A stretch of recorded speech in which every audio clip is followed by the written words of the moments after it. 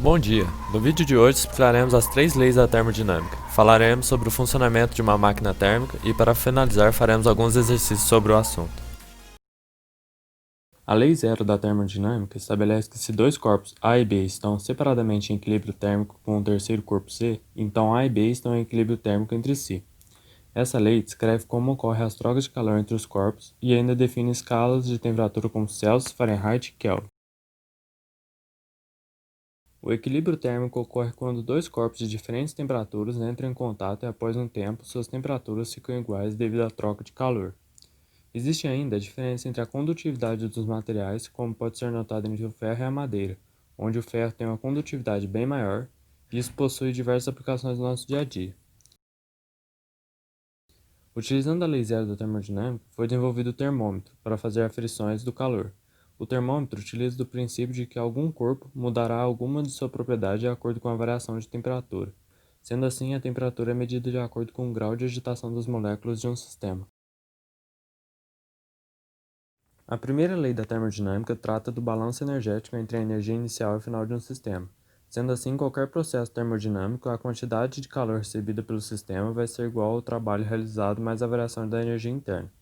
Ou seja, a primeira lei da termodinâmica pode ser expressa da seguinte maneira: Q é igual a T mais ΔU, onde o Q é a quantidade de calor fornecida, o T é o trabalho realizado pelo sistema e o ΔU é a variação da energia interna.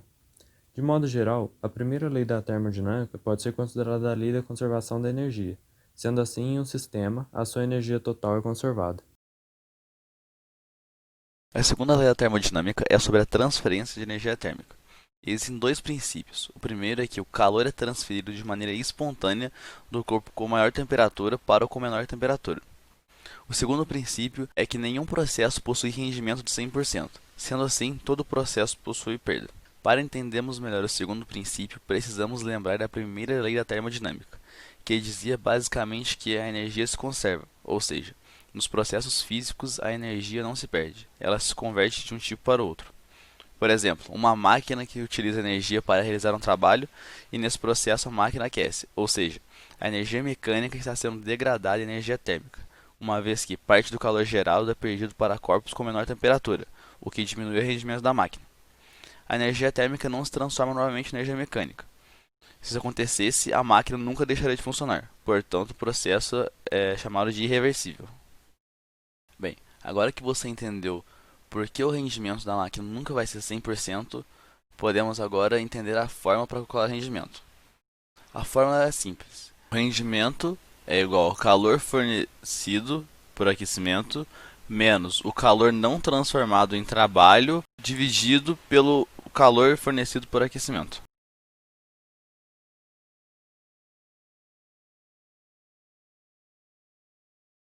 Um dos mais comuns exemplos de máquinas térmicas são os motores a combustão, que por ser fácil de ser notado, por conta que equipam carros, motos, ônibus, entre outros veículos do cotidiano.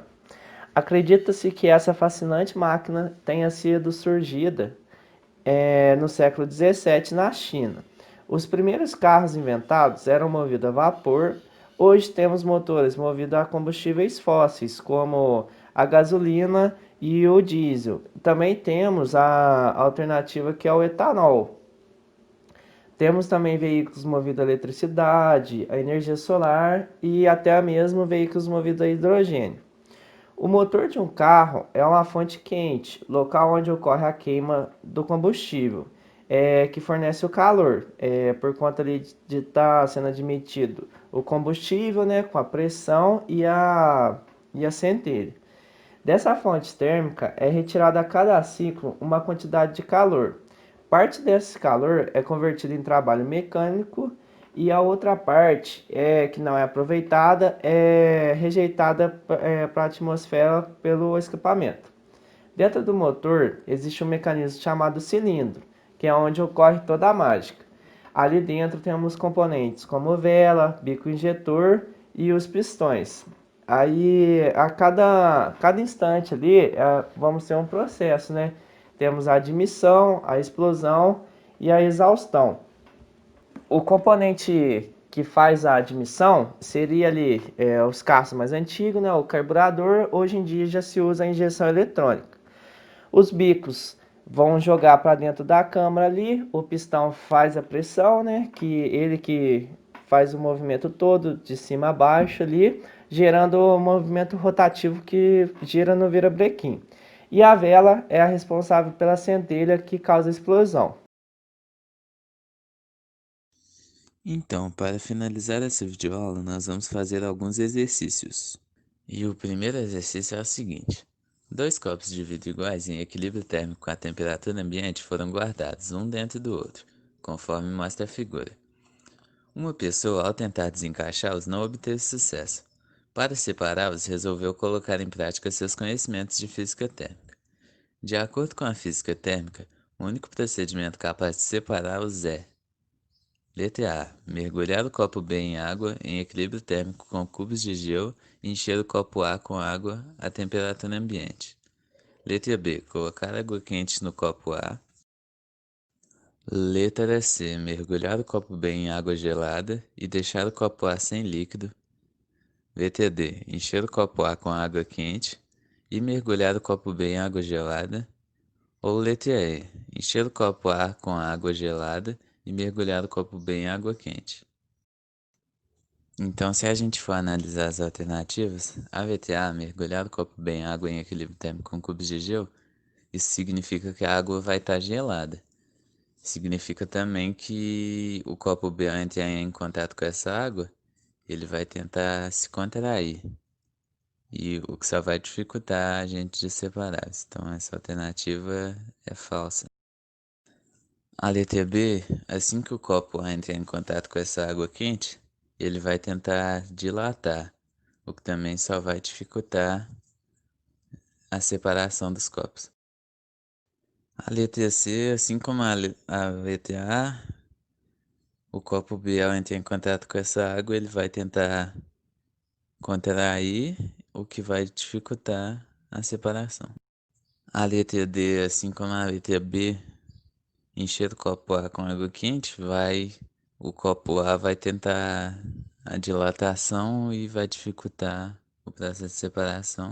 Sendo assim, só sobrar a letra E, que encher o copo A com água gelada vai fazer com que ele se contraia e mergulhar o copo B em água quente vai fazer com que ele se dilate, causando assim um espaço entre eles, facilitando a separação dos copos.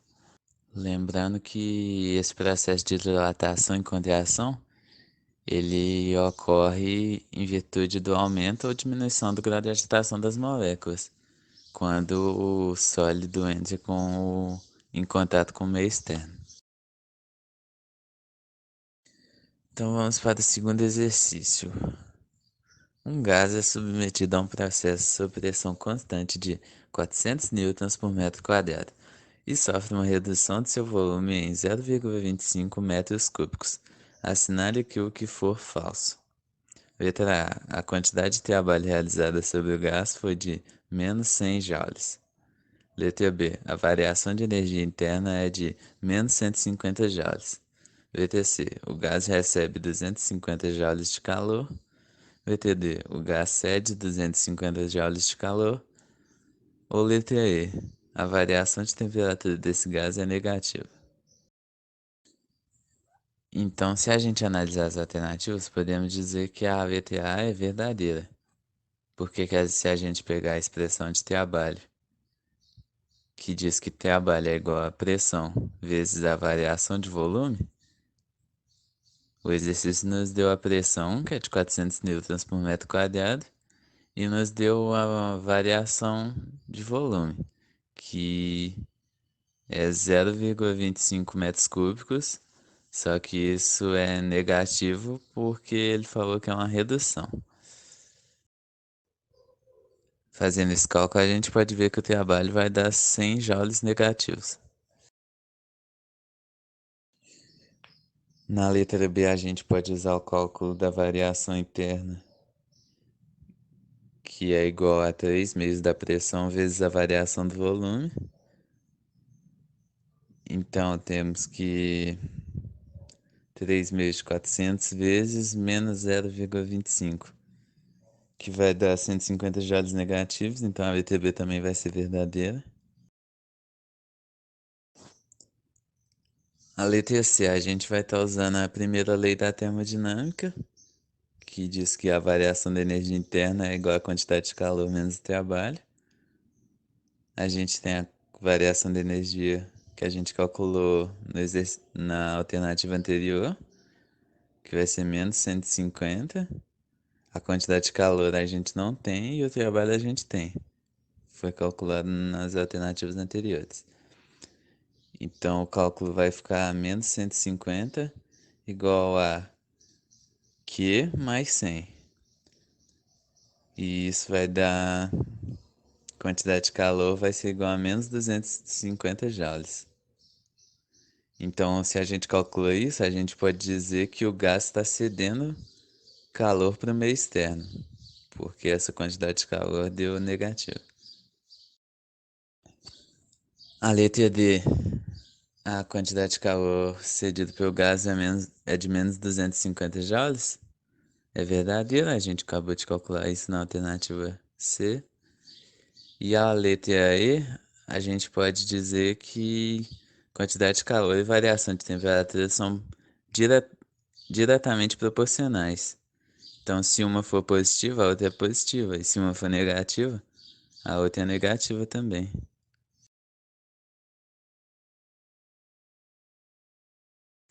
Um motor de Carnot, cujo reservatório a baixa temperatura está a 7 graus Celsius, apresenta um rendimento de 30%.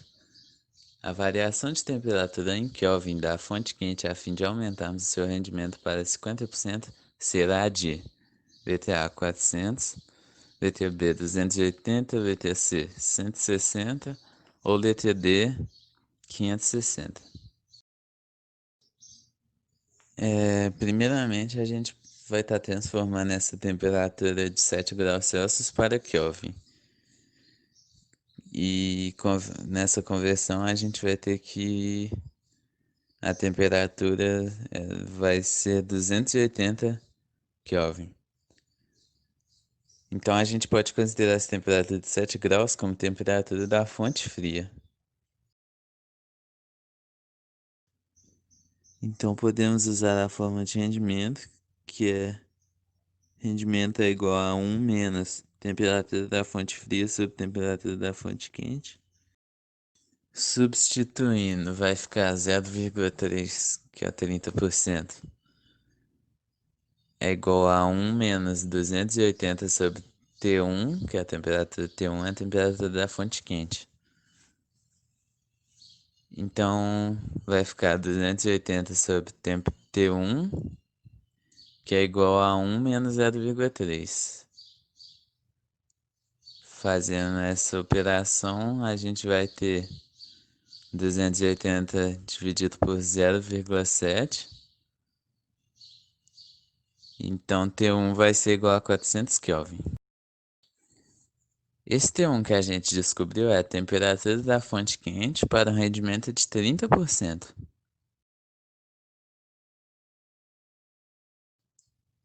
Para o rendimento de 50%, mantendo a mesma temperatura na fonte fria, a gente vai ter 0,5, que é 50%, igual a 1 menos 280 sobre T1.